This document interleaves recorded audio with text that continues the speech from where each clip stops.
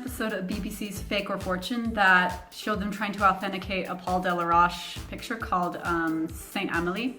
And I just thought it was fascinating showing how the picture had changed over time. Some of the colors had faded and such, but I couldn't find any purchasable versions of the print. So of course you end up making it yourself. A lot of the details had been lost from pigment fading or damage that was later overpainted, and those details needed to be restored. So I used a lot of different sources to do this.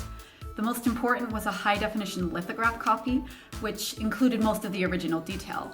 It does give the painting a bit more of a sketchy look, but I preferred that extra detail over no detail at all. So using that lithograph, I overlaid the existing painting over it, which required hundreds of tiny adjustments to make sure everything aligned properly, just to get a higher definition quality picture with the current state of the painting's coloring. From there, I used other resources as well to restore the original coloring and the original details. There are 2 contemporary copies, which while they were in poor condition, they did show the original coloring, so I could use that as a reference. There was also a stained glass window that was a very important resource because while it wasn't in high definition, it showed the background tarp's original detail, which none of the other sources had included, but we knew was there from being overpainted so much. So that was very important to be able to restore those patterns to that background.